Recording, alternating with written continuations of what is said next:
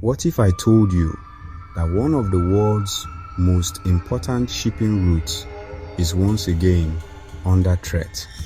Not from war between superpowers, not from a naval blockade, but from modern pirates. Armed groups operating near the Horn of Africa are once again targeting ships crossing one of the busiest trade corridors on Earth. Oil tankers, food, cargo vessels, electronics, military supply routes, everything moves through these waters.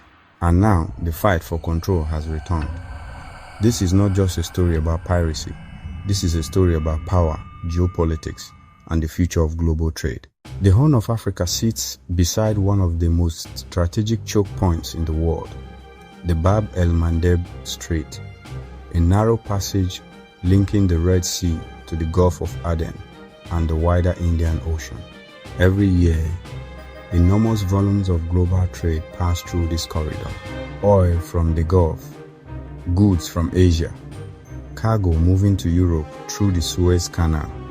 When this route is disrupted, the entire world feels it.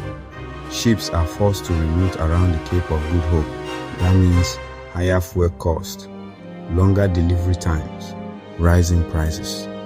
This is why the Horn of Africa is not just a regional issue, it is a global economic nerve center. For years, piracy off Somalia seemed to be under control.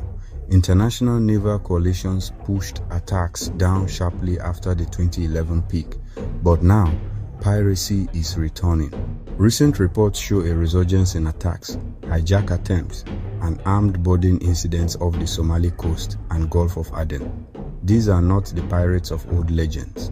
These are highly organized networks, fast boats, automatic weapons, mother ships, GPS systems, satellite phones, coordinated hijack attempts.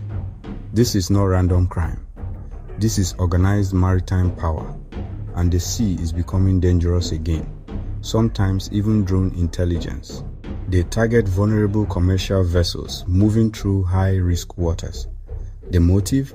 Money, ransom, control, and in some cases, political leverage.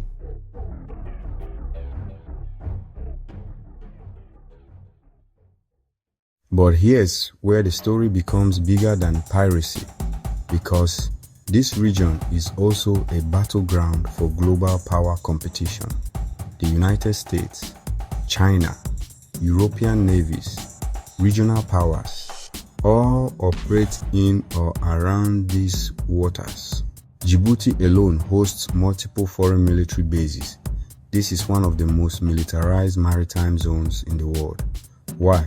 Because whoever secures these lanes protects billions in trade. The sea here is no longer just about pirates. It is about influence, naval presence, strategic leverage, and the ability to shape global commerce. Here's the twist. Piracy is not the real story. Piracy is the symptom. The real issue is instability on land, weak coastal governance, poverty, illegal fishing by foreign vessels, political fragmentation, militant activity. These conditions create the perfect environment for maritime crime. For some coastal communities, piracy began as a reaction to foreign exploitation of fishing waters. Then it evolved into a business, into an armed network, into a geopolitical threat. So the real struggle is not just on the water, it begins on shore. Every ship delayed here affects global markets.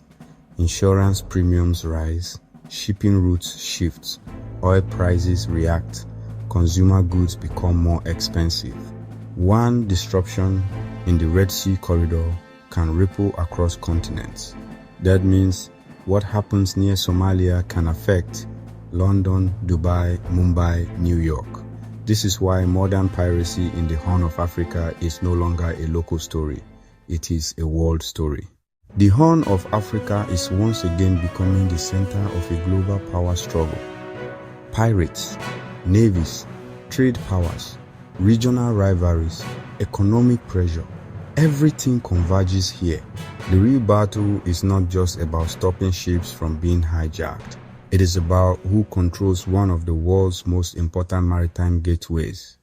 Because in the modern world, control of the sea means control of power, and the Horn of Africa may once again decide the direction of global trade. Comment below, who controls the sea controls power. Like, subscribe, and share for more geopolitical documentaries.